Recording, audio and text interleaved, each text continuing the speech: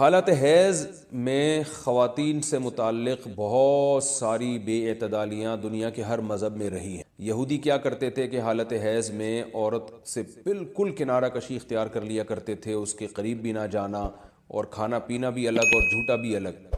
تو بعض مذاہب میں کوئی فرق ہی نہیں تھا کہ حالت حیض اور پاکی کی ایام میں۔ تو جب اسلام دنیا میں آیا تو صحابہ کرام کو یقیناً یہ خیال پیدا ہوا کہ بھئی اب اسلام کے اس بارے میں کیا احکام ہیں کہ جب خواتین مینسز کی حالت میں ہوتی ہیں شادی شدہ، تو کیا ہم ان سے ہم بستری کر سکتے ہیں یا نہیں کر سکتے، کیا اس کے احکامات ہیں۔ تو اللہ نے صحابہ کے سوال کو اور پھر اپنے جواب کو قرآن مجید کا جز بنا کے نازل کیا۔ وَيَسْأَلُونَكَ، اور یہ لوگ آپ سے سوال کرتے ہیں، عن المحیض، حیض کے بارے میں۔ تو حیض کے بارے میں سوال نہیں تھا، اصل میں سوال یہ تھا کہ حالت حیض میں زوجہ سے ہم بستری جائز ہے یا نہیں ہے، تو قرآن نے اس کی طرف اشارہ کر دیا۔ قل، اے نبی آپ ان سے کہہ دیجئے، ہوا اذن، اذن اصل میں تکلیف کو بھی کہتے ہیں، گندگی کو بھی کہتے ہیں، تو یہاں گندگی مراد ہے کہ وہ گندگی ہے۔ فاعتزلوا النساء، لہذا عورتوں سے دور رہو، فی المحیض، حالت حیض میں، ولا تقربوہن، اور ان کے قریب مت جاؤ، حتی یطہرن، جب تک کہ یہ پاک نہ ہو جائیں۔ تو اس میں قرآن مجید نے جو لفظی ترجمہ ہے وہ قرآن کی آیتوں کا یہی ہے کہ ان سے کنارہ کشی اختیار کر، لیکن احادیث سے ہمیں پتہ چلتا ہے کہ یہاں کنارہ کشی اختیار کرنا یہ کنایہ ہے ہم بستری کرنے سے، یعنی ان سے ہم بستری کرنا تمہارے لیے جائز نہیں ہے۔ کنارہ کشی سے وہ جو یہودی کر لیا کرتے تھے وہ مراد نہیں ہے یہاں، اور اس کی تفصیل احادیث میں۔ تو قرآن نے چونکہ صاف لفظوں میں جماع کا ہم بستری کا ذکر نہیں کیا تو صرف کنایوں سے کام لیا ہے قرآن مجید۔ فاعتزلوا النساء، ان سے اعتزال کرو، یعنی دور رہو ان سے۔ دور رہنے کا مطلب صرف دور رہنے سے یہ مراد ہے، صحیح حدیث ہے، نبی صلی اللہ علیہ وسلم نے فرمایا، اصنعوا کل شیء الا النکاح، حالت حیض میں اپنی زوجہ کے پاس تم جا سکتے ہو، سب کچھ کر سکتے ہو سوائے جماع کے۔ تو انٹرکورس جو اسے کہا جاتا ہے وہ حلال نہیں ہے۔ تو باقی نبی صلی اللہ علیہ وسلم نے فرمایا کہ ایسے کنارہ کشی کہ بالکل اس کا جھوٹا نہ پیو اور بالکل دور ہو جانا، اس کی اسلام میں اجازت نہیں ہے، اور نہ بستر الگ کرنے کی ضرورت ہے۔ تو یہ سارے قرآن کے کنائے ہیں۔ کنایہ کا مطلب ہوتا ہے کہ آپ صرف اشاروں میں بات کر رہے ہیں، صراحتاً بات نہیں کر رہے۔ تو میں اس میں نقطے کی بات بھی بتاؤں گا کنایہ کیوں ہے، کہ فاعتزلوا النساء فی المحیض، عورتوں سے حالت حیض میں دور رہو، ولا تقربوہن، ان کے قریب مت جاؤ۔ تو یہ قریب جانا بھی اصل میں جماع اور ہم بستری سے کنایہ ہے، یعنی اشارہ ہے ہم بستری مت کرو۔ تو جماع کا صراحتاً ذکر نہیں کیا جا رہا، تو مراد وہی ہے، کنایہ میں بات کی جا رہی ہے۔ ایک جگہ قرآن میں آتا ہے لا تقربوا الزنا، زنا کے قریب مت جاؤ۔ تو ممکن ہے کسی کو اشکال ہو کہ وہاں تو ہم یہ کہتے ہیں کہ زنا کے قریب بھی مت جاؤ، تو وہاں قریب نہ جانے سے ہم حقیقی معنی مراد لیتے ہیں کہ بھئی زنا ایسا کام کرنا جو زنا یعنی زنا تک لے کر جاتا ہے وہ بھی تمہارے لیے حرام ہے، تو وہاں تو یہ ترجمہ کرتے ہیں۔ تو یہاں بھی وہی ترجمہ ہونا چاہیے، ولا تقربوہن، ان عورتوں کے قریب بھی مت جاؤ۔ یا مطلب کیا ہے کہ اس گھر میں بھی نہ رہو، اس کمرے میں بھی نہ رہو جہاں تمہاری جو بیوی رہتی ہے جو مینسز کی حالت میں ہے۔ تو یاد رکھیں وہاں چونکہ زنا کا لفظ اللہ نے صراحتاً ذکر کر دیا، کنایہ کی اب ضرورت نہیں ہے، لہذا وہاں لا تقربو کا مطلب لا تقربو ہی ہے، یعنی قریب مت جاؤ۔ تو زنا کے قریب مت جاؤ یہ کنایہ نہیں ہے، اس کا مطلب صاف کہ زنا تو دور کی بات ہے، کوئی ایسا کام بھی نہیں کرنا جو زنا کے قریب لے کے جاتا ہے۔ لیکن یہاں اللہ نے ہم بستری کے لفظ کا صراحتاً ذکر نہیں کیا، لہذا جہاں ذکر نہیں ہوتا تو وہاں اشارتاً ذکر کیا جاتا ہے، اور اشارتاً جب ذکر کیا ہے تو یہاں لا تقربوہن، یہ قرب سے خاص قسم کا قرب مراد ہے، اس سے مطلق قرب مراد نہیں ہے کہ کسی کے بھی قریب چلے جاتے ہیں۔ تو یہاں خاص قسم کا قرب مراد ہے، وہ قرب یہی ہے کہ مکمل جمع کرنا حالت حیض میں، اس کی اجازت نہیں دی جا رہی، لیکن اللہ نے اس کو گول مول طریقے سے کنائے کے ذریعے ذکر کیا، حتی یطہرن، یہاں تک کہ وہ پاک ہو جائیں۔ تو یہ جو میں نے بتایا کہ حالت حیض میں نبی صلی اللہ علیہ وسلم سے صحیح حدیث سے ثابت ہے، اور اس پر پوری امت کا اجماع ہے، اتنی واضح احادیث ہیں بخاری اور مسلم کی اس بارے میں کہ حالت حیض میں آپ بیوی کے قریب جا سکتے ہیں، اور حیا کے خلاف مسئلہ ہے۔ لیکن اب ایک بات آ گئی تو میں بتا دوں کہ اس کی تفصیل فقہاء نے بیان کی ہے کہ جو ناف سے لے کر گھٹنوں تک جسم پہ کوئی کپڑا ڈال دیا جائے اور پھر باقی زوجین ایک دوسرے سے جو ہے وہ ریلیشن قائم کر سکتے ہیں باقی باڈی کے ذریعے، لیکن یہ کہ جو مکمل جمع ہے وہ حلال نہیں ہے اور وہ سخت گناہ ہے۔ آگے اللہ نے ارشاد فرمایا فَإِذَا تَطَهَّرْنَ، پس جب وہ مکمل پاک ہو جائیں، فَأْتُوهُنَّ، تو پھر تم ان کے پاس آؤ۔ اب یہ بھی دیکھیں ان کے پاس آؤ یہ کنایہ ہے جمع سے، یہ نہیں کہ آپ کہ زوجہ جو ہے وہ جب حیض سے پاک ہوئی ہے تو آپ اب اس کے پاس جا کے چائے پی سکتے ہیں، وہاں بیٹھ کے کھانا کھا سکتے ہیں، یہ مراد نہیں ہے، یہ سب کنایہ اور اشارتاً قرآن بات کر رہا ہے۔ فَأْتُوهُنَّ، تو ان کے پاس آؤ، یعنی مطلب ان سے تم جمع کر سکتے ہو، جمع کرو ان سے، من حیث امرکم اللہ، ایسے جیسے اللہ نے حکم دیا۔ تو اس سے پتہ چلتا ہے کہ جمع کا ایک ناجائز اور حرام طریقہ بھی ہے اور ایک جائز طریقہ بھی ہے۔ تو قرآن بتا رہا ہے کہ جائز طریقے سے تم جمع کر سکتے ہو، ناجائز طریقے سے جمع نہیں کر سکتے۔ وہ جائز اور ناجائز کیا ہے وہ میں انشاءاللہ بتاتا ہوں۔ ان اللہ، بے شک اللہ تعالیٰ، یحب التوابین، توبہ کرنے والوں سے بھی محبت کرتا ہے، ویحب المتطہرین، اور تطہر جو ہے نا، یاد رکھیں، دیکھیں یہاں دو لفظ استعمال ہوئے ہیں، ایک استعمال ہوا ہے طہورا یطہرو، حتی یطہرنا، اس کا مطلب ہوتا ہے پاک ہو جانا، اور ایک ہوتا ہے تطہرنا، باب تکلف ہے، یعنی تھوڑا تکلف سے پاک ہونا، اہتمام کر کے۔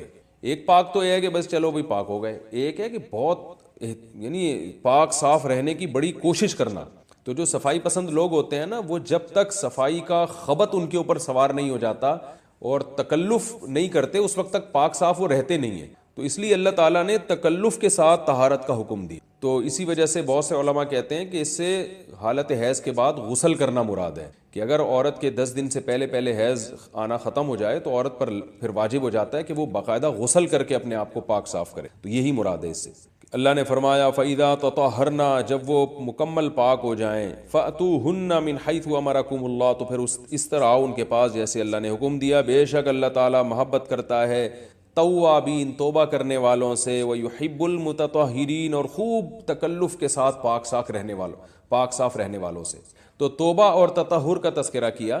توبہ روحانی طہارت کو کہتے ہیں، اور جو تطہر ہے وہ جسمانی طہارت کو کہتے ہیں۔ یعنی اسلام یہ چاہتا ہے کہ آپ روحانی طور پہ بھی پاک صاف رہیں اور جسمانی طور۔ روحانی پاکی کیا ہے کہ اگر آپ سے کوئی گناہ ہو جاتا ہے تو رو دھو کے اللہ کو منا کے راضی کر لیں، تاکہ دل جو گندا ہوا ہے وہ بھی صحیح ہو جائے۔ اور جسمانی پاکی یہی ہے کہ جسم پہ کوئی گندگی لگی ہے تو وہ پاک ہو جائے۔ تو اس میں اللہ نے حالت حیض میں عورت کو بھی حکم دیا کہ وہ بھی نہا دھو کے پاک ہو جائے جب حیض سے پاک ہوتی ہے، اور مرد کو بھی حکم دیا کہ حالت حیض میں تم گندگی کی حالت میں جمع مت کرو بیوی کے ساتھ، خون میں لت پت ہو جائے گا انسان، اور یہ گندگی ہے۔ تو اللہ تعالیٰ پاک صاف رہنے والوں کو پسند کرتے ہیں۔ تو جو حالت حیض میں بیوی سے جمع کرتا ہے، اس کا مطلب وہ پاک صاف آدمی نہیں ہے، وہ گندگی کے وقت میں اس کے قریب جا رہا ہے، تو یہ بھی غلط ہے۔ اور اگر خدا نخواستہ کسی سے ایسا ہو گیا ہو تو اللہ نے توبہ کا حکم دیا کہ توبہ کر کے اللہ کو مناؤ، کیونکہ روحانی طور پر جو گندگی ہوئی ہے اس سے بھی تمہیں پاک رہنا ضروری ہے۔ تو اللہ کو اچھے لوگ، پاکیزہ لوگ پسند ہیں۔ تو حالت حیض کی آیتوں کے بعد اللہ نے یہ اس لیے حکم دیا تاکہ اس عمل کے دوران گندگی میں ملوث نہ ہونا پڑے۔ اور یہ حکمت بھی اللہ نے بیان کر دی کہ حالت حیض میں جمع سے ہم تمہیں اس لیے منع کر رہے ہیں کہ اللہ کو پاک صاف لوگ پسند ہیں، گندگی میں انوالو ہونے والے، ملوث ہونے والے لوگ اللہ کو پسند نہیں ہیں۔ میں پھر علمی نکات کے تحت انشاءاللہ اس کی مزید جو ہے وہ ڈیٹیل بیان کروں گا جب علمی نقطے بیان کروں گا۔ آگے اللہ نے ارشاد فرمایا نساؤکم حرث لکم، تمہاری عورتیں تمہارے لیے بمنزلہ کھیت کے ہیں۔ حرث عربی میں کھیت کو کہتے ہیں، تو بمنزلہ کھیت کے ہیں۔ جیسے بیج ڈالا جاتا ہے کھیت میں اور اس سے پیداوار بڑھتی ہے، تو عورت کی جو ایک حیثیت ہے، نیچر نے جو اس کی ایک حیثیت متعین کی ہے، وہ بھی ایک نسل بڑھانے کا ذریعہ ہے، جس میں مرد کا جو اسپم ہے وہ بطور بیج کے ہے اور جو اولاد ہے وہ ایک پیداوار کی۔ تو اللہ نے یہ یاد رکھیں، اس آیت کو نا بہت سارے غیر مسلموں نے عورت کے خلاف بہت نیگیٹیوٹی پھیلائی ہے کہ دیکھو اسلام عورت کی توہین کرتا ہے، اس کو کھیتی سے تعبیر۔ تو کچھ لفظ کسی اور زبان میں جب وہ جاتے ہیں نا تو وہ توہین کا معنی دیتے ہیں۔ عربی میں جو حرث کا معنی ہے یہ تعظیم کے لیے ہے، توہین کے لیے نہیں ہے۔ اردو میں جو کھیتی کا معنی ہے وہ توہین کے لیے استعمال ہوتا ہے۔ کھیتی یعنی جو پاؤں میں روندی ڈالنے والی، اور زمین جو ہے نا پاؤں میں گویا روندی، اس کو روندا جا رہا ہے۔ تو اس لیے اس کا اردو میں بالکل اسی طرح جو لوگ ترجمہ کر دیتے ہیں کہ عورتیں تمہاری کھیتیاں ہیں، تو یہ ترجمہ میرا خیال ہے اس لیے درست نہیں ہے کہ اردو میں اس کا مفہوم ہی چینج ہو جاتا ہے۔ یعنی گویا ایک عزت کے لیے جو لفظ اللہ نے استعمال کیا وہ ذلت کا ذریعہ بن جاتا ہے۔ تو اس لیے کسی بھی زبان میں جب ہم کسی بھی لفظ کا ترجمہ کرتے ہیں تو اس زبان کے ہمیں محاوروں کو دیکھنا چاہیے کہ اس زبان میں یہ لفظ کس معنی میں استعمال ہو رہا ہے۔ مثال کے طور پر ہو سکتا ہے کتا کا لفظ کسی زبان میں وفاداری کے لیے استعمال ہوتا ہو، کسی کو لوگ ڈاگ کہتے ہوں تو اس کا مقصد ہوتا ہے وفادار انسان ہے، لیکن ہمارے ہاں اردو میں گالی ہے وہ، اور آپ بولیں کہ بھئی وہ فلاں قوم ڈاگ کہتی ہے تو ہم کتا کہیں گے، تو آپ جب اس کا ترجمہ اردو میں کریں گے تو کتے سے نہیں کر سکتے. تو اسی طرح یہ عربی کا جو لفظ ہے اس میں بھی یہ چیز غور یعنی ملحوظ رہنی چاہیے. تو اس لیے اس کا ترجمہ کیا جائے گا تمہاری عورتیں تمہارے لیے پیداوار بڑھانے کا ذریعہ ہیں, نسل بڑھانے کا ذریعہ ہیں. فاتو حرثکم, تم اپنے اس نسل بڑھانے کے ذریعے کے پاس آؤ, انا شئتم جیسے چاہو, وقدموا لانفسکم, اور اپنے نفسوں کے لیے آگے بھیجو, یعنی اولاد کی نیت سے آیا کرو زوجہ کے پاس اور آخرت کے لیے انتظام کرو, یعنی اولاد پیدا کر کے جو تاکہ دنیا اور آخرت میں تمہارے لیے فیوچر میں تمہارے لیے کام آئے. دنیا بھی داخل ہے, آخرت بھی داخل ہے. تو یہ آیت کا بھی ایک شان نزول ہے کہ صحابہ کرام تو چونکہ جو خواتین تھیں مکہ میں صدیوں سے وہ لوگ آباد تھے, ان کے سفر خاص طور پہ عورتوں کے سفر بہت ہی کم ہوا کرتے تھے. تو جب ہجرت ہوئی ہے اور جو ہے نا ہجرت کر کے بہت ساری صحابیات مدینہ آئی ہیں, تو مدینہ میں ان کے نکاح دوسری قوموں میں ہوئے, پھر انصار صحابہ سے بھی ہوئے. تو چونکہ تقویٰ تھا ان خواتین میں, للہیت تھی, تو بعض جگہ ایسے واقعات ہوئے کہ میاں بیوی کے جو آپس کا ریلیشن ہوتا ہے, ظاہر ہے وہ ہر قوم میں اور ہر جو ہے نا شخص کا مزاج دوسرے سے مختلف ہوتا ہے. تو بعض مردوں نے اس طرح سے اپنی زوجات کے ساتھ ہم بستری کی کہ ان خواتین کو پھر اشکال ہوا کہ پتہ نہیں اس طرح سے ہم بستری کرنا جائز بھی ہے یا نہیں ہے. تو انہوں نے نبی صلی اللہ علیہ وسلم سے یہ مسئلہ پوچھا کہ یا رسول اللہ, ہمارے شوہر ہمارے پاس اس طرح سے آتے ہیں تو کیا یہ جائز ہے یا نہیں. تو ان کے سوال کو بھی مبہم رکھا گیا اور قرآن نے اس کے جواب کو بھی کنایتاً بیان کیا, کیونکہ مسئلہ بظاہر حیا کے خلاف ہے. تو قرآن جب بھی کوئی ایسی بات ہوتی ہے تو اشارتاً کنایتاً اس کا تذکرہ کر دیتا ہے تاکہ مسئلہ بھی واضح ہو جائے, کیونکہ ظاہر ہے اس کی ضرورت تو قیامت تک آنے والے انسانوں کو پڑ سکتی ہے نا. یہ تو ہر میاں بیوی کا اپنا ایک ذاتی مسئلہ ہوتا ہے کہ ہمیں کس طرح سے پرمیشن ہے, کس طرح سے پرمیشن نہیں ہے. تو اللہ تعالیٰ نے بھی اشارتاً ہی اس حکم کو قرآن میں بیان کر دیا, اور قرآن میں اس لیے بیان کیا کہ تاکہ اس میں کوئی اجتہادی اختلاف کی گنجائش نہ رہے. تو اللہ نے قرآن مجید میں بیان کیا, فرمایا نساؤکم حرث لکم, تمہاری جو ازواج ہیں, تمہاری جو بیویاں ہیں, وہ تمہارے لیے بمنزلہ کھیت ہیں. کھیت کا مطلب کیا ہوتا ہے؟ پیداوار بڑھانے کا ذریعہ. تو اس میں سب سے پہلا مسئلہ تو قرآن نے یہ بیان کر دیا کہ زوجہ سے جو ہمبستری ہے وہ صرف اسی راستے میں جائز ہے جس سے اولاد ہوتی ہے, کیونکہ عورت کو اللہ نے بنایا ہے نسل بڑھانے کے لیے. تو کوئی بھی ایسا ہم بستری کا طریقہ اختیار کرنا جو نسل بڑھانے کا ذریعہ نہ ہو, یعنی وہ نیچرل نہ ہو, تو وہ حرام ہے. تو اس میں اللہ نے یہ حکم دے دیا. تو اس سے صاف یعنی حدیث سے بھی پتہ چلتا ہے اور تمام فقہا کا اجماع بھی ہے اس آیت کی روشنی میں کہ مسئلہ تھوڑا حیا کے خلاف ہے, لیکن میرا خیال ہے بتانا ضروری ہے کہ پچھلے راستے سے عورت سے ہم بستری کرنا بالکل حرام ہے. اور نبی صلی اللہ علیہ وسلم کی اس پہ بہت شدید لعنت ہے, بہت شدید وعید ہے.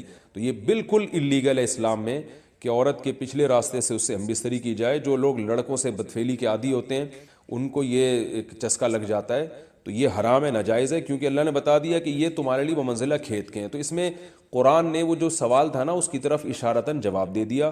اور آگے فرمایا فاتو حرثکم, تم اپنے کھیت کے پاس آؤ, یعنی پیداوار بڑھانے کا جو ذریعہ ہے اس جگہ کی طرف آؤ, انا شئتم جیسے چاہو, یعنی باقی جس طرح سے تم چاہو زوجہ سے ہم بستری کر سکتے ہو, اس میں کوئی خاص طریقہ متعین نہیں ہے. میاں بیوی کا ایک دوسرے سے کوئی پردہ نہیں ہے. ہن لباس لکم وانتم لباس لہن, یہ دونوں ایک دوسرے کے لیے لباس ہیں. تو اس میں طریقہ کار کوئی بھی ہو سکتا ہے, کسی بھی طرح سے کرنا چاہو ایک دوسرے سے لطف اندوز ہو سکتے ہو. لیکن فاتو حرثکم, آنا موضع حرث میں ہے.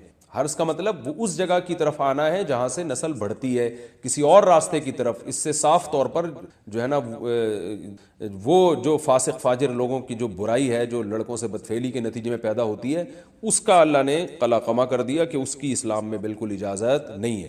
باقی طریقہ کار کیا ہوگا یہ تمہارے اوپر, اس کی اللہ نے تمہیں اجازت دی ہے. وقدموا لانفسکم, اور چونکہ بار بار حرث کا تذکرہ ہو رہا ہے نسل بڑھانے کا, تو اس لیے اللہ نے فرمایا کہ قدموا لانفسکم, اپنی ذات کے لیے فیوچر میں انتظام کرو. قدموا کا مطلب آگے بھیجو اپنی ذات کے لیے سرمایہ. کیا مطلب کہ جب زوجہ سے ہم بستری کرو تو نیت اولاد کی ہونی, تاکہ وہ اولاد دنیا میں بھی اور آخرت میں بھی تمہارے لیے ذخیرہ بن جائے. تو یہ نسل بڑھانے کی بہت زبردست ترغیب ہے اس آیت میں. اور اس آیت میں اللہ نے عورت کا کہ بہت ساری ذمہ داریوں میں سے ایک بڑی ذمہ داری کا بھی بیان بتا دیا کہ عورت کو اللہ نے بنایا ہے, جو مرد اور عورت کا جو فرق رکھا ہے نا, اس فرق کی بڑی وجہ یہی ہے کہ مرد کے اسپم کو اللہ نے بیج کے طور پہ پیدا کیا ہے اور عورت کو اللہ نے زمین کے طور پہ. تو بیج اور زمین کے ملاپ کا بنیادی مقصد ہی نسل بڑھانا، پیداوار بڑھانا ہوتا ہے، نہ یہ کہ نسل روکنا. آج فیملی پلاننگ والوں نے اس آیت کی دھجیاں اڑا دی ہیں، اور جو پوری دنیا میں ایک بیہودہ قسم کی تحریک چل رہی ہے، یہ آیت بالکل اس کی نفی کر رہی ہے. اس لیے اللہ نے فرمایا کہ اچھا، اللہ نے اس کا بھی جواب دے دیا کہ جو فیملی پلاننگ والے کہتے ہیں نا نسل بڑھنے سے تمہارا نقصان ہوگا، خرچے بڑھ جائیں گے، تو اللہ فرماتے ہیں قدموا لانفسکم، تمہارا فیوچر بن جائے گا، سنور جائے گا. کیونکہ اولاد پہ اتنی انویسٹمنٹ نہیں ہوتی جتنا اس کا آؤٹ پٹ ہوتا ہے. ان پٹ کم ہے، آؤٹ پٹ زیادہ ہے. انویسٹمنٹ کم ہے، اس کے جو پروفٹ ہے وہ زیادہ ہے، دنیا میں بھی اور آخرت میں بھی. تو اللہ نے فرمایا اپنے نفس کے لیے، فیوچر کے لیے انتظام کرو، بڑھاپے کے لیے انتظام کرو. تمہارے بیٹے ہوں گے، بیٹیاں ہوں گی، پوتے ہوں گے، نواسے ہوں گے، بہویں ہوں گی. یہ دنیا کا مستقبل اور آخرت کا مستقبل کیا ہے. جو عبداللہ بن عمر رضی اللہ تعالیٰ عنہ نے جب نکاح کا ارادہ ترک کیا تو آپ کی جو ہمشیرہ تھی حضرت حفصہ، انہوں نے فرمایا کہ نکاح کرو، تمہارے اولاد ہوگی، دنیا سے جاؤ گے تو تمہارے لیے دعائیں مانگے گی. تو یہ آخرت کے لیے ذخیرہ ہے. تو اس لیے اللہ نے فرمایا کہ آخرت کے لیے ذخیرہ کرو. واتقوا اللہ، اور اللہ سے ڈرو. واعلموا انکم ملاقوہ، اور جان لو کہ تم نے ایک دن اللہ سے ملاقات کرنی. تو جتنے حکام اللہ نے تمہیں اس آیت میں دیے ہیں ان تمام حکام کو تم نے فالو کرنا ہے. وبشر المؤمنین، اور ایمان والوں کو خوشخبری سنا دیں. ولا تجعلوا اللہ عرضۃ لایمانکم ان تبروا، اس کا بھی ایک شان نزول ہے. بعض لوگ غصے میں آ کے قسمیں اٹھا لیتے تھے کہ میں فلاں پہ صدقہ نہیں کروں گا، میں یہ نہیں کروں گا، میں یوں نہیں کروں گا. جیسے آپ دشمنیوں میں کر لیتے ہیں، میں اس امام کے پیچھے نماز نہیں پڑھوں گا. تو اللہ نے فرمایا اللہ تعالیٰ کو اپنی قسموں کے ذریعے نیکی میں رکاوٹ کا ذریعہ مت بناؤ. ان تبروا یعنی اس بات میں رکاوٹ مت بناؤ کہ تم نیکی کا کام کرو، وتتقوا، اور تقوی والا کام کرو، وتصلحوا بین الناس، اور لوگوں میں اصلاح کرو. تو ایسی چیزوں یعنی جو نیکی کے کام ہے نا، لوگوں میں اصلاح کرنا. بعض دفعہ آدمی کہتا ہے میں ان کی سلو نہیں کراؤں گا، خدا کی قسم میں ان کو لڑنے دوں گا، ایسی کی تیسی. ایسا ہوتا ہے نا، آپ آج بھی لوگ قسمیں اٹھا رہے ہوتے ہیں اس ٹائپ کی. ابے جاؤ، یہ تو اللہ نے فرمایا تھا اللہ کے نام کو ذریعہ نہ بناؤ نیکی سے رکاوٹ کا. واللہ سمیع علیم، اللہ سننے والا اور جاننے والا ہے. اسی وجہ سے حدیث میں آتا ہے کہ اگر کوئی شخص من حلف علی یمین، بخاری مسلم کی حدیث ہے، من حلف علی یمین فرآ غیرہا خیرا منہا فلیکفر عن یمینہ. آپ صلی اللہ علیہ وسلم نے فرمایا کہ جو کسی بات پر قسم اٹھائے، پھر بعد میں اس کو خیال ہوا کہ یار جو میں نے قسم اٹھائی ہے کہ میں یہ کام نہیں کروں گا، وہ تو نیکی کا کام ہے، تو آپ صلی اللہ علیہ وسلم نے فرمایا اسے چاہیے کہ اپنی قسم توڑ دے اور پھر قسم کا کفارہ ادا کرے. تو شریعت کا یہی حکم ہے، اگر آپ کسی ایسی بات پہ قسم اٹھا لیں جو مناسب نہیں تھی، ناجائز تو دور کی بات، جو مناسب بھی نہیں تھی، تو بھی اس قسم کو توڑ دینا چاہیے اور اس کا کفارہ ادا کرنا چاہیے. تو اللہ نے فرمایا کہ ہاں لا یؤاخذکم اللہ باللغو فی ایمانکم. اب قسم کے بارے میں قاعدہ بیان کیا جا رہا ہے کہ اللہ تمہاری قسموں میں جو لغو قسمیں ہیں ان کے بارے میں تم سے مواخذہ نہیں کا، تمہاری پکڑ نہیں ہوگی. جو لغو قسمیں ہوتی وہ کیا ہوتی ہیں ابھی بتاتا ہوں میں. وَلَٰكِن يُؤَاخِذُكُم بِمَا كَسَبَتْ قُلُوبُكُم، ان قسموں کا مواخذہ کرے گا جن کا تمہارا جو قسمیں تمہارے دل کماتے ہیں، کیونکہ اللہ معاف کرنے والا ہے اور برداشت کرنے والا ہے، حلیم. اس آیت کی تفسیر میں فقہا کا اختلاف ہے، کیونکہ لغو یمین اور یمین منعقدہ کسے کہتے ہیں اس کی تفسیر میں اختلاف ہے. میں اس کی ڈیٹیل بتاتا ہوں. پہلی بات تو یہ ہے کہ یمین یعنی قسم کی دو قسمیں ہیں. ایک کو کہا جاتا ہے یمین لغو، جو قرآن نے ذکر کی کہ اللہ یمین میں جو لغو یمین ہے، لغو قسمیں، ان پہ اللہ کی طرف سے کوئی پکڑ نہیں. اور دوسری قسم ہے جس میں آپ کا دل باقاعدہ ارادہ کرے، تو اس قسم کو کہا جاتا ہے یمین منعقدہ، یعنی منعقد ہونے والی یمین، یعنی وہ یمین جس پر اللہ کی طرف سے پکڑ ہو. تو دیگر فقہا کے نزدیک، امام شافعی، امام مالک اور امام احمد ابن حنبل کے نزدیک، یمین لغو وہ یمین ہے جو آپ دل کے ارادے کے بغیر ویسے ہی محاورے کے طور پر قسمیں اٹھاتے رہتے ہیں. اللہ کی قسم میں نہیں تجھ سے بات کروں گا. لوگ کہہ رہے ہوتے ہیں بات پہ، ابے بھائی اللہ کی قسم میں تو نہیں جاؤں گا وہاں پہ، اللہ کی قسم میں تو یوں نہیں کروں گا، اللہ کی قسم میں تو یوں نہیں کروں گا. تو یہ ویسے ہی جو محاورے کے طور پہ زبان سے قسمیں نکلتی ہیں، جمہور علماء کے نزدیک اس قسم کو یمین لغو کہا جاتا ہے، یعنی بیکار قسمیں. تو وہ کہتے ہیں جب تک باقاعدہ ارادہ نہیں کرے گا کہ میں باقاعدہ قسم سے یہ ارادہ کر رہا ہوں کہ یہ چیز میرے اوپر واجب ہو جائے، تو جب تک اس ارادے سے سوچ سمجھ کے قسم نہیں اٹھائے گا تو وہ قسم منعقد ہی نہیں ہوگی. اور اس پہ کفارہ لازم نہیں ہوگا۔ مثال کے طور پر آپ کا دوست آپ کو بلا رہا تھا، یار کل ناشتہ میرے ساتھ کرو، آپ نے کہا یار میں نہیں کروں گا، وہ کہہ رہا ہے بھائی آ جا، کہہ رہا اللہ کی قسم نہیں آؤں گا میں، ایسے ہی کہہ دیا آپ نے باتوں باتوں میں۔ تو جمہور علماء کہتے ہیں اگر آپ نے کل ناشتہ نہیں کیا تو آپ پر کفارہ لازم، اگر آپ نے کل ناشتہ کر لیا تو قسم نہیں ٹوٹے گی آپ کی، کیونکہ یہ تو آپ نے ویسے ہی باتوں باتوں میں ایک بات کہہ دی تھی کہ اللہ کی قسم میں کل تو صبح آپ کے ساتھ ناشتہ نہیں، ٹھیک ہے نا، آپ کا باقاعدہ پراپر ارادہ نہیں تھا، تو اس لیے اس پر کوئی کفارہ نہیں ہے، اللہ کی طرف سے کوئی پکڑ نہیں۔ اور اگر آپ نے باقاعدہ ارادہ کر کے کہا کہ اللہ کی قسم میں کل آپ کے ساتھ ناشتہ نہیں کروں گا، اور آپ کی نیت ہے کہ تاکہ یہ قسم کی وجہ سے میرے اوپر یہ کام لازم ہو جائے، تو اب جب آپ کل جا کے ناشتہ کریں گے اس کے ساتھ تو قسم ٹوٹے گی، اس پہ اللہ کی طرف سے مواخذہ ہوگا، کیونکہ اللہ فرماتے ہیں اللہ ان قسموں کا مواخذہ کرے گا جن میں تمہارے دل باقاعدہ قصب کرتے ہیں، اس کا ارادہ کرتے ہیں۔ تو یہ جمہور کے نزدیک ہے، لیکن امام ابو حنیفہ رحمہ اللہ تعالیٰ کے نزدیک جو قسم ہے، اگر فیوچر پہ کسی بات پہ آپ نے قسم اٹھائی ہے تو آپ نے ارادہ کیا ہو یا نہیں ارادہ کیا ہو، دونوں صورتوں میں اگر آپ وہ کام نہیں کرتے تو قسم کا کفارہ آپ کو دینا پڑے گا، آپ پر لازم ہو جائے گا کہ آپ اس قسم کا کفارہ ادا کریں۔ اور ان کے نزدیک یمین لغو کہتے ہیں ماضی کی کسی بات پہ قسم اٹھانا، آپ سمجھے تھے کہ کل ایک کام ہوا ہے ماضی میں، لیکن آپ کا جھوٹ بولنے کا ارادہ نہیں تھا، لغو کا مطلب آپ کا ارادہ نہیں ہے جھوٹ بولنے کا، آپ سمجھ رہے ہو کہ ایسا ہوا ہے، آپ نے قسم اٹھا لی خدا کی قسم کل ایسا ہوا ہے، تو اس پر اللہ مواخذہ نہیں کرے گا، یعنی قیامت میں اللہ کی طرف سے پکڑ نہیں ہوگی، کیونکہ آپ نے جان بوجھ کر جھوٹی قسم نہیں اٹھائی۔ اور آگے فرمایا کہ وَلَٰكِن يُؤَاخِذُكُم بِمَا كَسَبَتْ قُلُوبُكُم، تمہارے دل جس قسم کا ارادہ کریں اس پہ اللہ قیامت کے دن پکڑے گا۔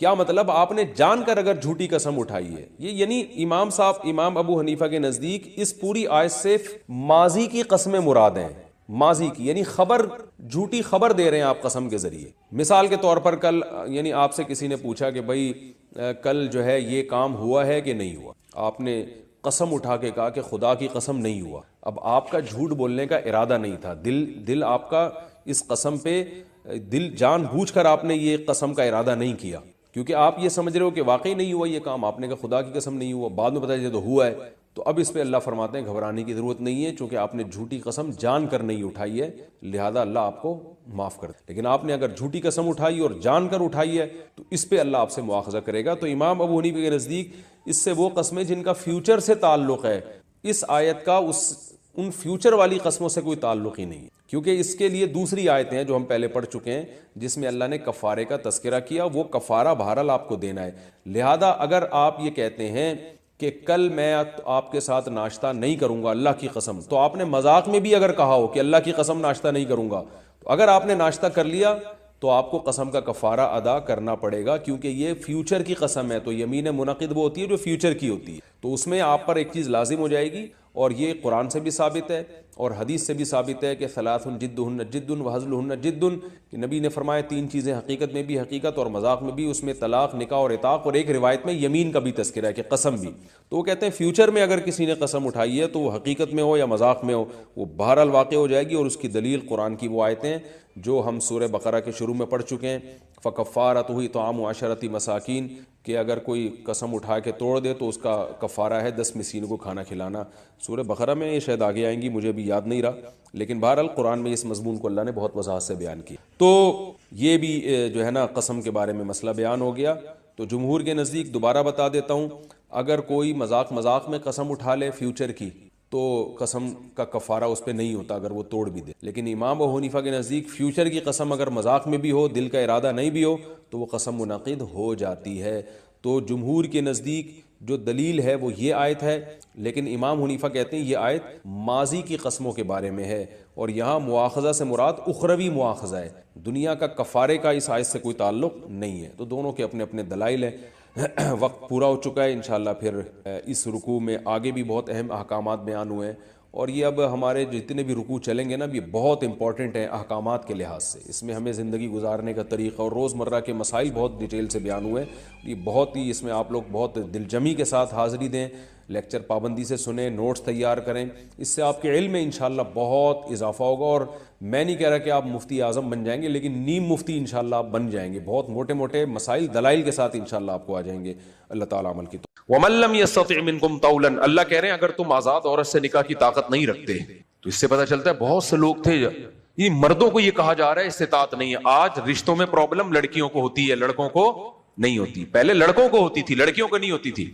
تو اللہ نے فرمایا کوئی بات نہیں, تم کسی کی باندی سے نکاح کر لیا کرو. فَمِمَّا مَلَكَتْ أَيْمَانُكُمْ. باندی سے نکاح میں اتنے مسائل ہیں نا کہ باندی جس مولا کی ہوتی ہے خدمت بھی اسی کی کرے گی, اس کی مرضی کے بغیر گھر سے نکل نہیں سکتی, بیوی آپ کی ہے, خادمہ اس کی ہے. کتنا ٹینشن والا نکاح ہے یا نہیں ہے؟ آپ کا بچہ ہوگا, غلام اس کا ہوگا, آپ کے مولا کا ہوگا, آپ کا بیٹا, لیکن اس کا غلام پہلے ہوگا. وہ کتنی ٹینشن ہے. لیکن قرآن نے کہا کہ ذالک لمن خشی العنت منکم, یہ نکاح ترغیبی نہیں ہے, اس میں بڑے فسادات ہیں, لیکن زنا سے بہتر یہی ہے کہ یہ کر لو. زنا مت کرو, زنا مت کرو کسی کی باندی سے.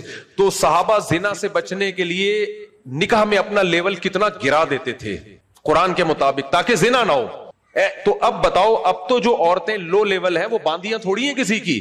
زیادہ زیادہ یہ ہوگی 8ویں پاس ہوگی, میٹرک نہیں کر پائی بیچاری, تو اس سے کوئی میٹرک والا شادی نہیں کر رہا, میٹرک والی سے انٹر والا شادی نہیں کر رہا.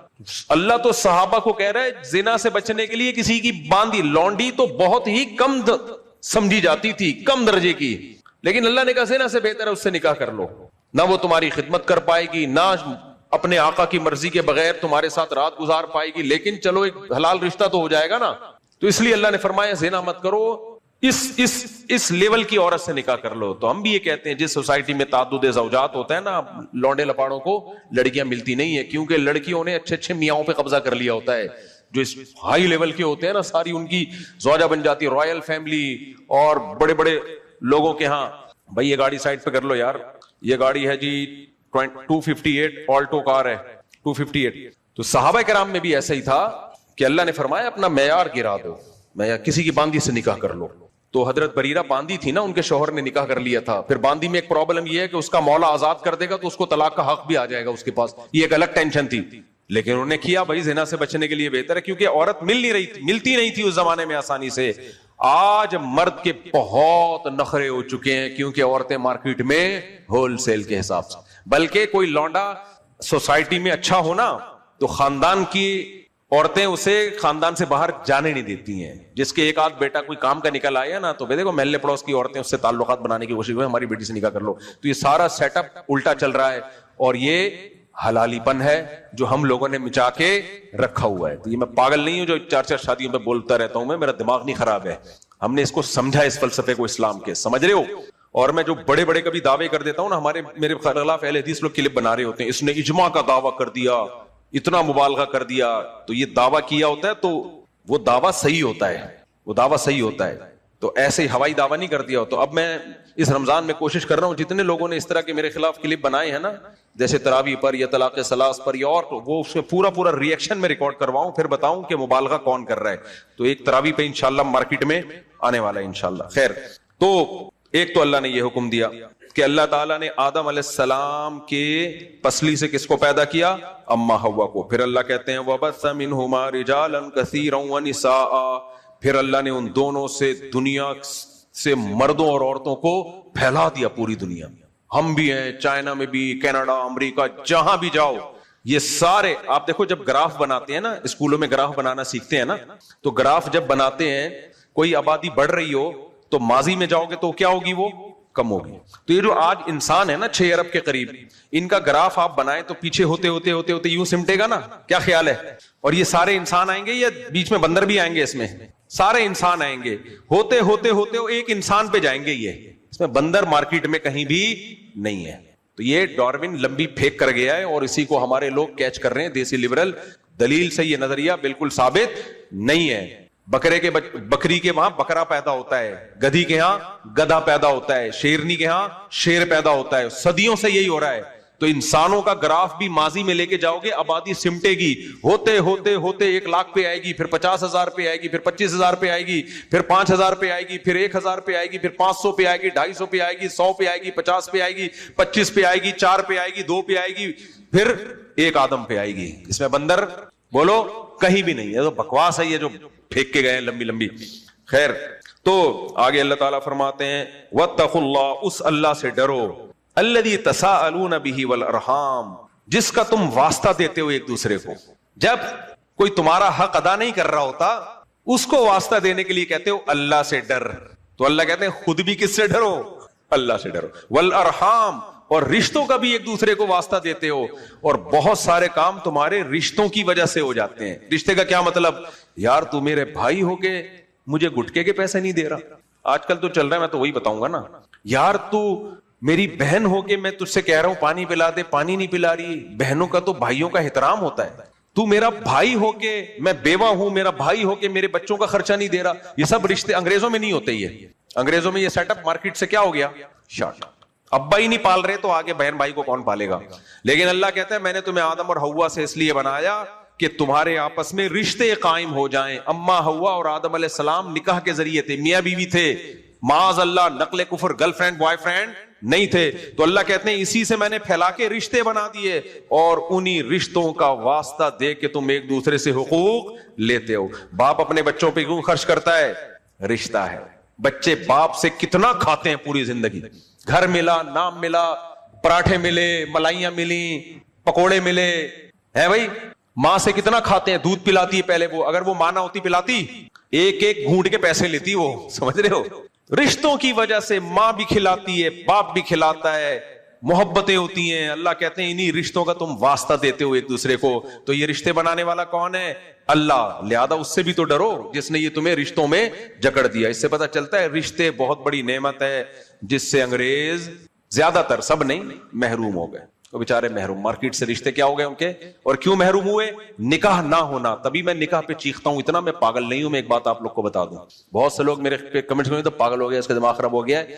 میں سب کچھ ہو سکتا ہوں, لیکن میں قرآن ہاتھ میں رکھ کے بول دوں اب تک کی رپورٹ کے مطابق الحمدللہ میں پاگل نہیں. یہ میں بتا دوں. اس لیے میری کسی بات کو یہ نہ کہا کرو پاگل ہو گیا ہے. آپ پاگل ہو سکتے ہو. جلدی سے لطیفہ سنا دوں پھر سمجھ میں آئے گا. جو مجھے پاگل کہہ رہے ہیں نا کہ ہر وقت نکاح نکاح شادی شادی کرتا رہتا ہے, بھائی سوسائٹی میں یہی چیز تو ختم ہوئی ہے, باقی تو سب چل رہا ہے. اور اسی چیز کو ختم کر رہے ہیں یونیورسٹیوں میں, تعلیمی اداروں میں. خود سال سال لگے ہوئے تبلیغی اپنے بچوں کی شادی نہیں کر رہے, مسجد کا امام اپنے بچوں کی شادی نہیں کر رہا. وہ گرل فرینڈ بوائے فرینڈ لے کے ان کے لونے لپاڑے گھوم رہے ہیں. جو سوسائٹی میں زنا پھیل رہا ہے, سال لگانے کے لیے گئے ہوئے ہوں گے. یہ نہیں کہ وہاں سے یہ سیکھ کے آ جائیں کہ بھائی اپنے اللہ پہ توکل کرو, اللہ سے ہوتا ہے, اللہ کے غیر سے نہیں ہوتا. یہ لونا بڑا ہو گیا, پتہ نہیں کیا کچھ کرے گا, چل یار اس کی شادی کر دو, چل یار اس بچی کو نمٹا دو. نہیں نہیں نہیں, ایک دم فوراً ابھی پہلے اپنے پاؤں پہ کھڑے ہونے دو, ابھی ایکچولی وغیرہ وغیرہ. وہ پھر لمبی بحث ہو جائے گی, یہ درس قرآن رہ جائے گا. تو اس لیے میں اتنا چیختا ہوں کہ میں پاگل. وہ ایک بادشاہ کے یہاں بارش ہونے والی تھی, جلدی جلدی سارے لطیفے آج کل فارورڈ کا بٹن دبا کے کرنے پڑیں گے نا, قرآن نہ رہ جائے. وہ ایک بادشاہ کے ہاں نجومی نے بتایا کہ بارش ہونے والی ہے, جو بھی اس بارش کا پانی پیے گا پاگل ہو جائے گا.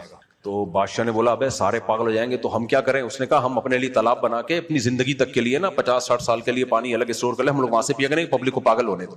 تو انہوں نے پانی تالاب میں اسٹور کر لیا, بارش ہوئی, سب پی کے وہ ساری پبلک پاگل ہو گئی. اب بادشاہ اور وزیر عقل مند وہاں سے لے جا کے چھپ چھپ کے پیا کرتے تھے. اب جب ساری قوم پاگل ہو گئی تو ان کو بادشاہ اور وزیر پاگل لگنے لگے, کیونکہ وہ پاگل ہوئے نہیں تھے.